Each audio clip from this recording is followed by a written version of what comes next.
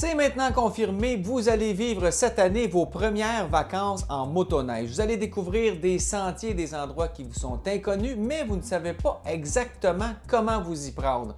C'est important de bien planifier notre randonnée pour en profiter au maximum une fois rendu sur les sentiers. Ça peut vous paraître bizarre, mais la première chose à faire, c'est de s'installer à son ordinateur. Une fois la région choisie, déterminez combien de kilomètres vous pouvez faire par jour sans trop vous fatiguer parce que c'est ça qui va déterminer où vous allez vous ravitailler, vous allez manger et où vous allez dormir. Une première chose à vérifier sera de déterminer quel sentier vous mènera du point A au point B. Pour ça, rien de mieux que le site web de la Fédération des clubs motoneigistes du Québec. Évidemment qu'avec l'Internet, la planification est relativement simple, mais n'oubliez pas que les ATR et les différents salons de la motoneige sont d'excellentes sources d'informations. Maintenant que vous avez décidé des endroits où dormir et où manger, il ne vous reste plus qu'à vous assurer d'une chose, c'est de ne pas vous perdre. Et pour ça, il n'y a rien de mieux qu'une bonne vieille carte en papier. C'est fiable, c'est précis et vous pouvez toujours l'avoir sur vous ou sur votre motoneige. Pour les plus techno, certains GPS offrent la possibilité de télécharger l'ensemble des sentiers de motoneige dans l'appareil, ce qui vous permet de vous laisser guider comme sur les routes pavées. Quand on parle de motoneige, on parle évidemment de froid et il faut des vêtements chauds. Un bon conseil, une randonnée de quelques jours n'est pas la meilleure occasion pour tester de nouveaux vêtements. Utilisez des vêtements que vous connaissez et que vous savez qu'ils vous font très bien parce que si les vêtements sont mal adaptés, vous allez trouver la randonnée très longue. Du côté des vêtements, n'oubliez pas que votre motoneige ne comporte pas énormément de rangement. Donc, lors de la préparation de vos vêtements, ayez en tête que le soir venu, c'est pas une parade de mode. Autrement dit, c'est pas le temps ici de trimballer toute votre garde-robe.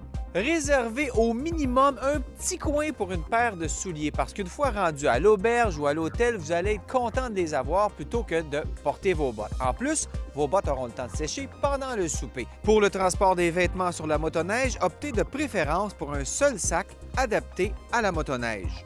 Maintenant, parlons équipement et sécurité. D'abord, ne partez jamais avec une seule motoneige parce que les machines d'aujourd'hui ont beau être fiables, on n'est jamais à l'abri d'un bris mécanique et lorsque ça se passe à une centaine de kilomètres de la civilisation, ça peut vous coûter très cher.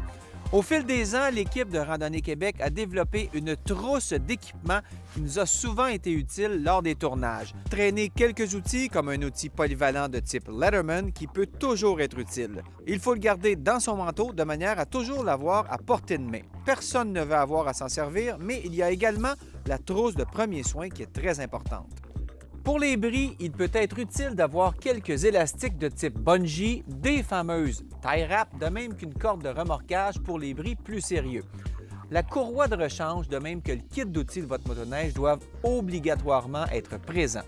Et il est important de vérifier régulièrement s'ils s'y trouvent toujours. Ce sont deux items qui sont fréquemment volés dans les relais. Tout bon sac de transport de motoneige devrait contenir au moins des bas, des cagoules, des tuques et des mitaines de rechange. Amenez aussi une lampe de poche fonctionnelle, des mouchoirs, des gants de travail, des bougies de rechange, une bouteille d'eau et quelques denrées non périssables. À ce sujet, il est important de bien s'hydrater lorsqu'on roule. Finalement, il est très important de vous traîner un briquet. Bon, c'est pas nécessairement un briquet des Yankees, là, mais ça peut vous sauver la vie. Aussi, avant de partir, discutez avec vos collègues de voyage pour que vous n'ameniez pas des choses en double. Parce que plus la motoneige est pesante, plus elle devient difficile à contrôler. Donc, limitez l'équipement que vous traînez avec vous. Comme conseil pratique, il est d'abord très important de faire une inspection visuelle de la motoneige et de vérifier tous les niveaux des liquides. Faites aussi un bon graissage. Si vous possédez une motoneige à 2 temps, n'oubliez pas d'apporter suffisamment d'huile pour tout le voyage. Je vous suggère également de vous la procurer en format de 1 litre scellé, ce qui devrait vous éviter de possibles désagréments. Il est aussi fortement conseillé d'avoir en votre possession suffisamment d'argent liquide pour toute la durée de votre voyage. En effet, en région éloignée, plusieurs commerçants n'acceptent pas les cartes de débit et de crédit.